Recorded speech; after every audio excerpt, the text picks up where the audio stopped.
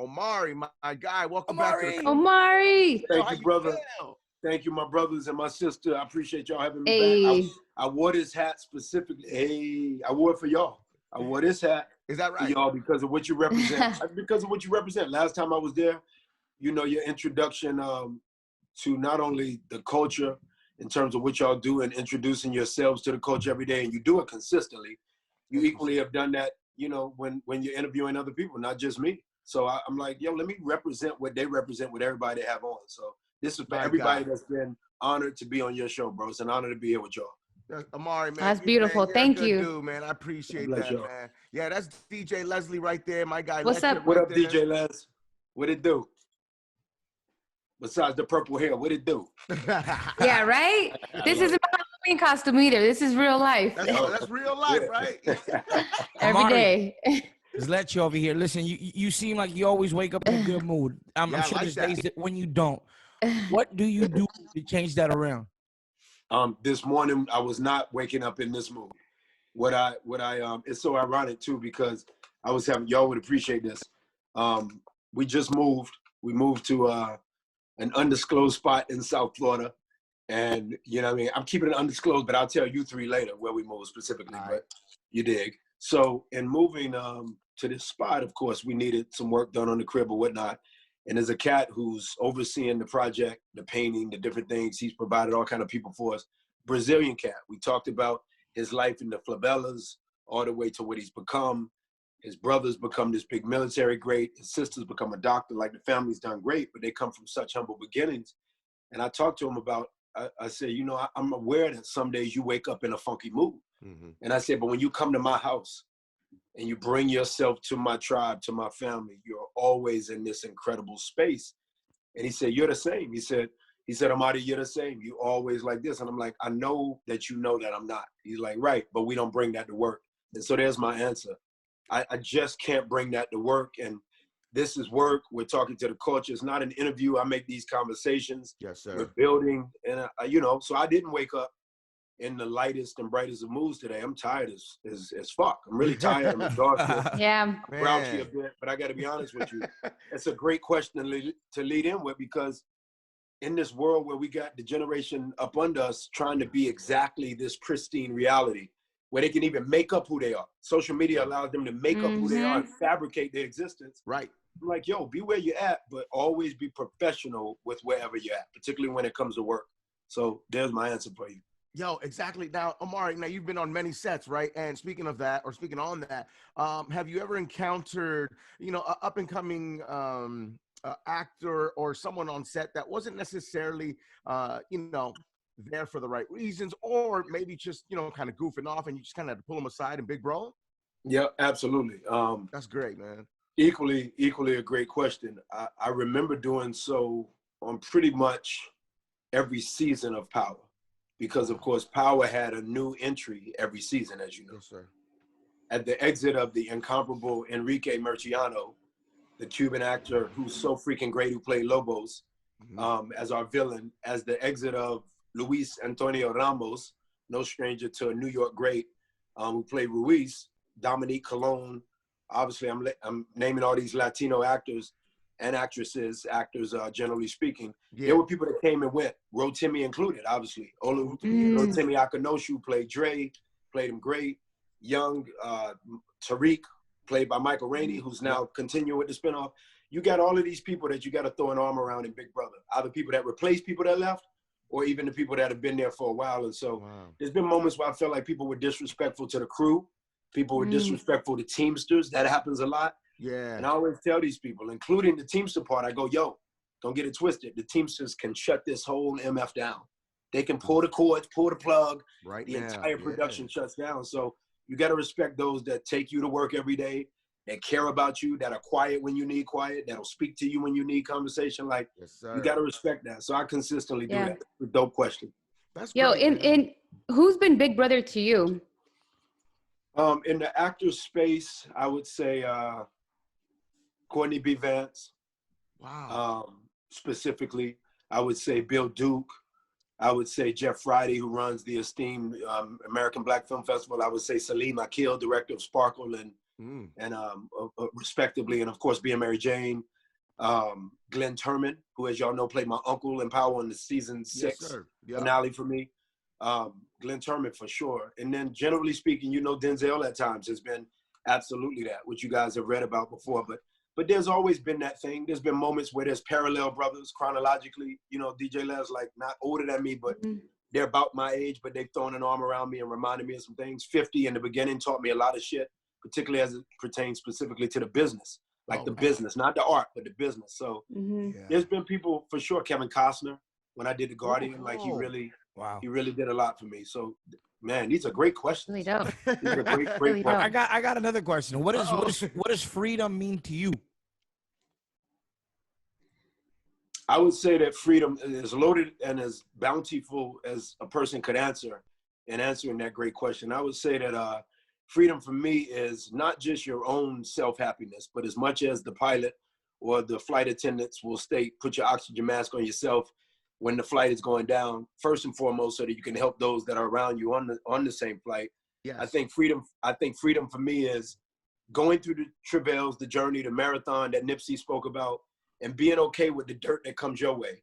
Putting your oxygen mask on enough to I guess, you know, maintain your distance from too much dirt and too much bad, toxic energy in your life, but then so that you can put your arms around your whole village. And if your village at the end of the day goes, yo, I'm happy, then I think freedom for me is being very aware that I'm a leader and a quarterback by nature, not just nurture, but by nature, and then getting everybody in my village to be able to say at the end of the day, yo, I'm happy. I don't know how much money I got. I don't know if I fully accomplished what I wanted to, or I don't know if, you know, if it's my little cousin, I don't know if that girl called me back that I want her, you know, I wanted to do some things with, but for the most part, when I say, or when I ask, yo, is everybody happy? Everybody goes, yeah, oh, I'm happy. That's freedom for me. Oh, that's so good. That's right? beautiful. I mean, man, and happiness is so hard to come by, especially here, especially with everything happening around us. And it's great to see you working. We're working, so we're very thankful for that, man. You know, we wake up with the thankful spirit because there's a lot of people doing a whole lot worse, man, and it's very unfortunate, man. Very, very, very sad, and prayers up to them.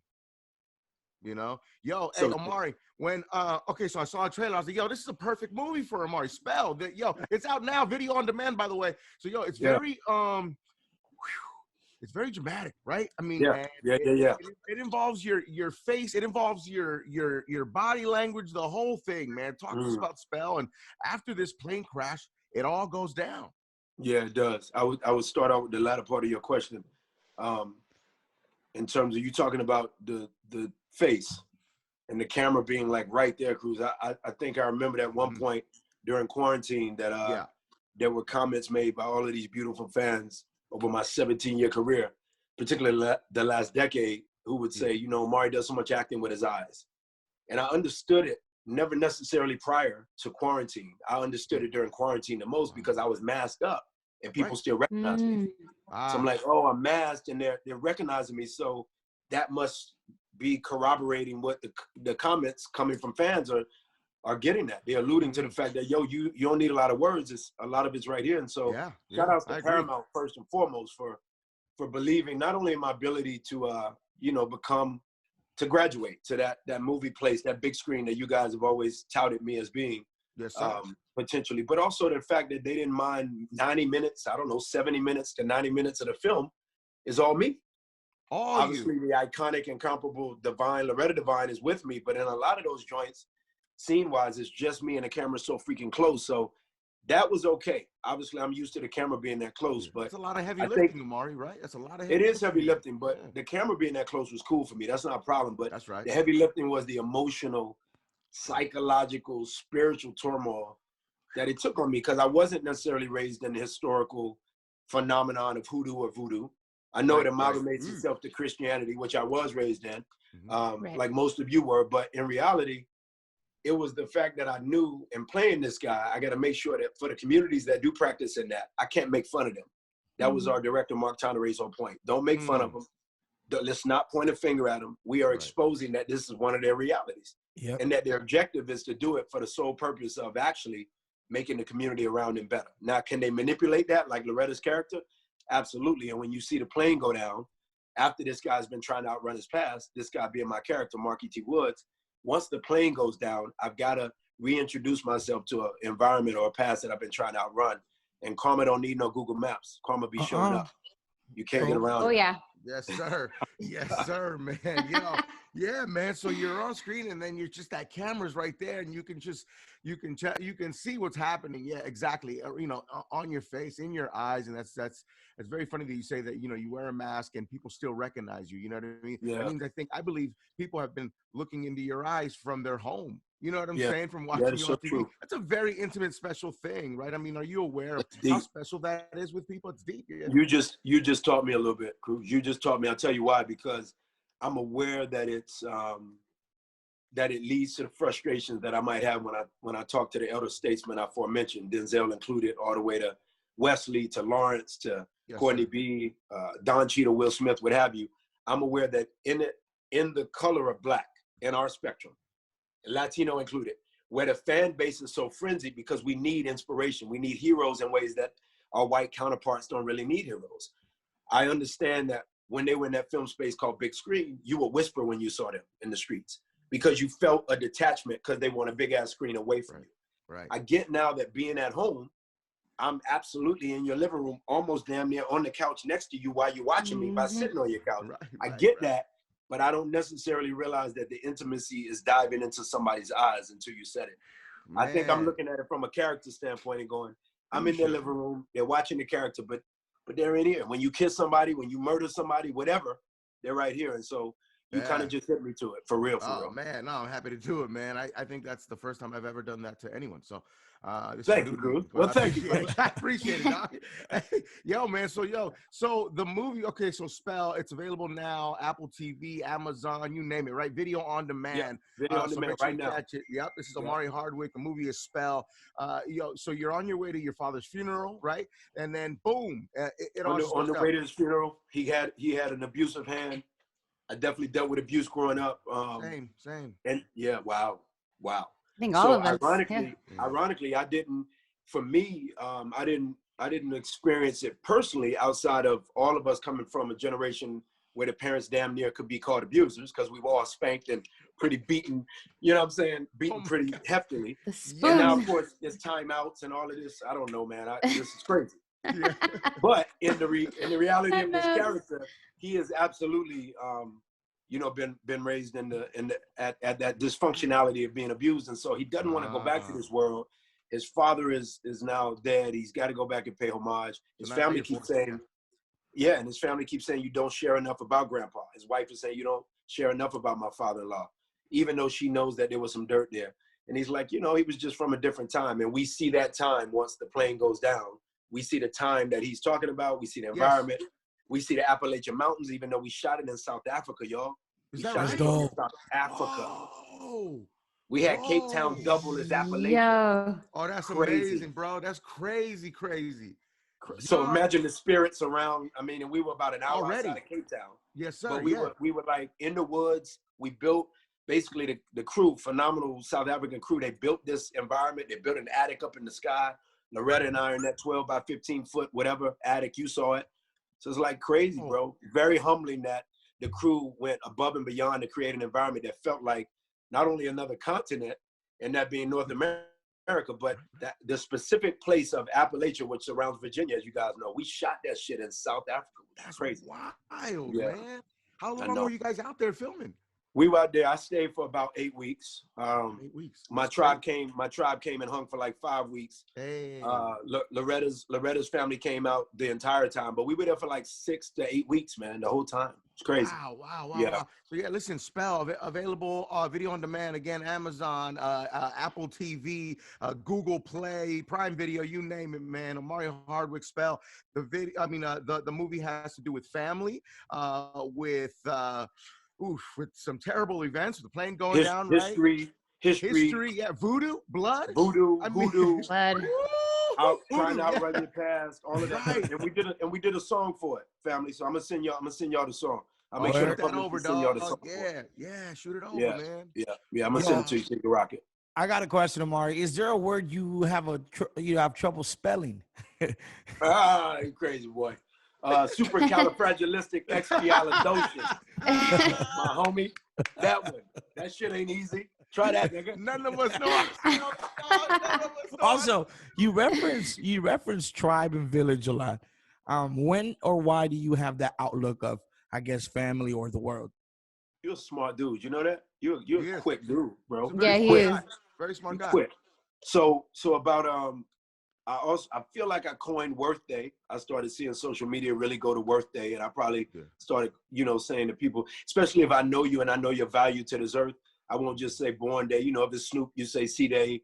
You feel me? If it's Dave East, you say C Day. Yes, I get it. If it's Game, you say something else. You feel me? But I absolutely understand that Born Day, Earth Day, what have you, comes in this value of worth. And so I started to understand that the specific worth that comes from the family that birthed you is extremely different, not better or worse, but extremely different in terms of the legacy you leave on this earth than that being the family that you birthed. And so once I birthed my own family, bro, I was like, it ain't a family no more, it's a tribe. It's very specific. Mm-hmm.